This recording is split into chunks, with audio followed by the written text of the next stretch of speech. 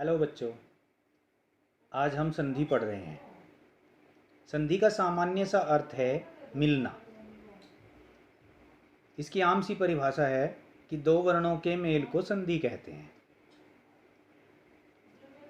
संधि दो शब्दों को आपस में जोड़कर जब परिवर्तन किया जाता है तो उसे कहते हैं। इसमें क्योंकि दो पद हैं, एक प्लस से पहले एक प्लस के बाद, तो पहले वाले पद को पूर्व पद कहते हैं और दूसरे वाले को पर पद कहते हैं। आइए संस्कृत भाषा में कुछ इसकी परिभाषाएं देखते हैं। पहली परिभाषा है परय सन्निकर्षः संहिता, अर्थात वर्णों की अत्यंत समीपता को ही संधि कहते हैं। इसकी दूसरी परिभाषा है वर्णनाम मेलनम संधि, अर्थात वर्णों के मेल को संधि कहते हैं। अब संभव सी बात है कि जब वर्ण आपस में मिलते हैं, उनमें कोई परिवर्तन होता है तो उसे हम संधि कहते हैं। संधि के तीन भेद माने जाते हैं। पहला है स्वर संधि, संस्कृत में इसे अच संधि भी बोलते हैं। दूसरा है व्यंजन संधि, संस्कृत में इसे हल संधि भी कहते हैं। और तीसरा है विसर्ग संधि। तो इस प्रकार संधि के तीन भेद हुए, स्वर संधि, व्यंजन संधि और विसर्ग संधि। आज हम केवल स्वर संधि और उसके भेदों को ही पढ़ेंगे। आइए शुरू करते हैं। स्वर संधि के वैसे तो 5 भेद माने जाते हैं। नंबर 1 दीर्घ स्वर संधि, नंबर 2 गुण स्वर संधि, नंबर 3 वृद्धि स्वर संधि, नंबर 4 यण स्वर संधि और नंबर 5 अयादि स्वर संधि। लेकिन संस्कृत में स्वर संधि में ही यानी अच संधि में ही 2 संधि और जोड़ी जाती हैं। वे हैं पूर्व रूप स्वर संधि और पर रूप स्वर संधि। आज हम इन सभी सातों का अध्ययन कर रहे हैं। सबसे पहले देखते हैं दीर्घ स्वर संधि। दीर्घ संधि का सूत्र है अकह सवर्ण है दीर्घः। पहला उदाहरण है ए से मिलकर आ हो जाता है। कैसे? असुर प्लस अरिहि बराबर असुरारिहि। इसी तरह ए आ से मिलकर आ रहेगा। कैसे? औषध प्लस आले बराबर औषधालय। आ ऐसे मिलकर भी आ होगा। कैसे? विद्या प्लस अर्थी बराबर विद्यार्थी। ऐसे ही आ से मिलकर आ ही रहेगा। जैसे विद्या प्लस आलय बराबर विद्यालय। इसी प्रकार ई जब ई से मिलेगी तो वो बड़ी ई हो जाएगी। कैसे? उदाहरण देखिए, रवि प्लस इंद्रः बराबर रविंद्रः।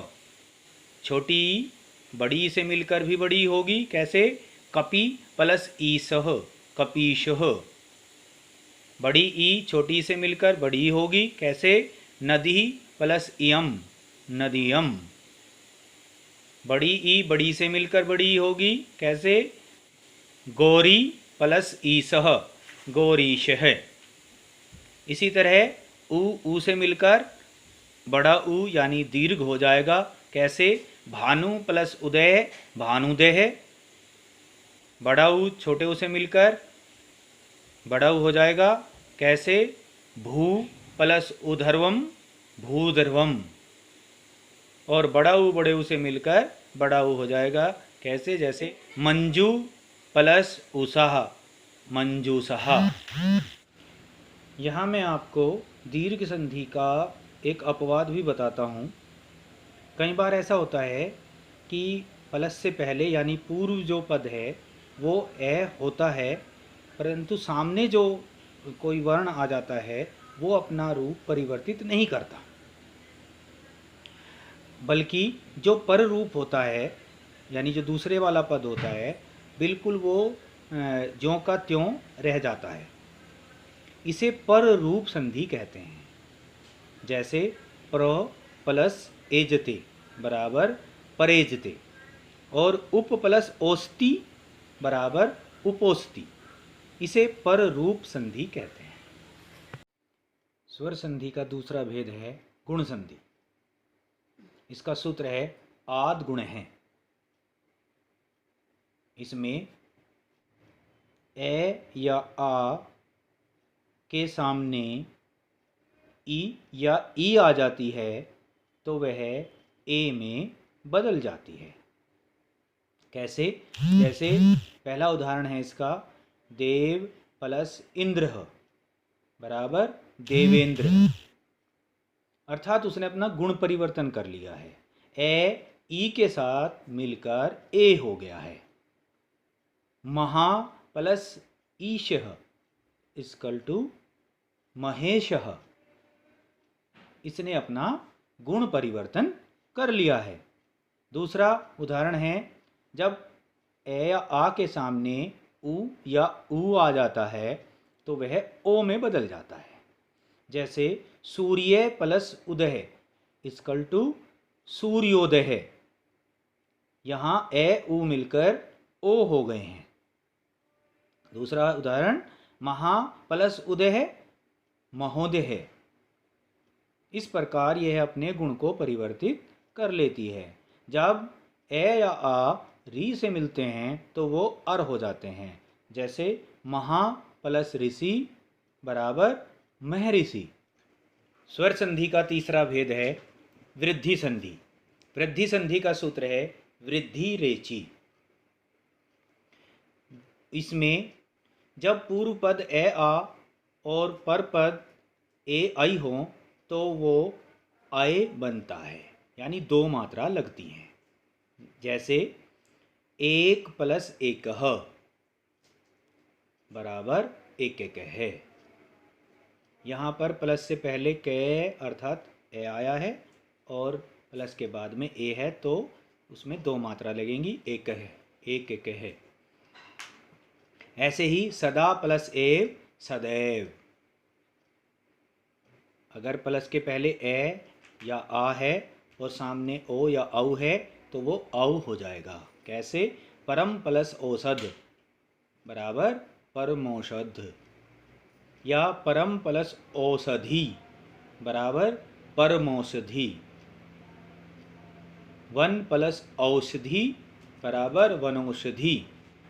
स्वर संधि का चौथा भेद है यण संधि। इसका सूत्र है इको यणचि, यानी जब पूर्व पद ई हो और सामने कोई भी स्वर हो तो ई जो है वो य में बदल जाती है। पर इसमें आपको एक ध्यान रखना है कि ई य में ज़रूर बदलेगी, पर जो उससे पहला अक्षर होगा वह आधा हो जाता है। कैसे? जैसे उदाहरण देखिए, प्रति प्लस एकम, तो यहाँ पर प्र तो ऐसा कैसा ही रहेगा, तय जो है वो आधा हो जाएगा और ई जो है वो य में बदल जाएगी। आगे लिखा है ए की मात्रा ज्यों की त्यों चलेगी, तो प्रत्येकम। दूसरा उदाहरण है यदि प्लस अपि, तो यह भी यह जैसा का तैसा ही रहेगा, दे आधा हो गया, ई य में बदल गया, अपि ज्यों का त्यों, यद्यपि। ऐसे ही और उदाहरण देखिए, अगर मान लिया ऊ के सामने कोई भी स्वर आ जाता है तो ऊ जो है वो वह में बदल जाता है। जैसे सु प्लस आगत स्वागत। ऐसे ही वधु प्लस आज्ञा, तो ये बन जाएगा वधवाज्ञा। और जब री के सामने कोई भी स्वर आए तो री जो है वो र में बदल जाता है। जैसे मातृ प्लस आज्ञा मात्राज्ञा, पितृ प्लस आज्ञा पित्राज्ञा। पांचवी संधि है अयादि संधि। इसका सूत्र है एचोय वायावह, एचोय वायावह। इसमें पूर्व जो पद है वो ए और ऐ होता है या ओ और औ होता है। ठीक यण संधि की ही तरह इसमें भी ए या ऐ जो है वो य में बदलता है और ओ और आओ जो है वो व में बदलता है। अब इसमें अंतर यह है कि इसमें कोई भी अक्षर आधा नहीं होता। यह या वह से पहला अक्षर आधा नहीं होता। जैसे ने प्लस अन बराबर ने ये ने नयन। लेकिन अगर यहाँ पर अय हो जाता तो फिर इसमें आ की मात्रा बढ़ जाती। कैसे? जैसे नई प्लस इका, तो यहाँ पर अय है तो ने तो है ही, इसमें आ की मात्रा बढ़ जाएगी।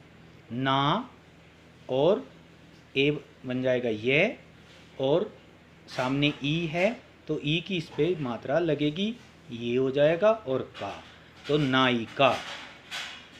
ऐसे ही गई प्लस इका गायिका। इसी प्रकार ओ का वै बनेगा, लेकिन फिर वही नियम, अगर ओ है तो वै बनेगा, पहला अक्षर पूरा रहेगा, और अगर औ है तो पहला अक्षर पूरा तो होगा ही, उसमें आ की मात्रा बढ़ जाएगी और सामने वै आएगा।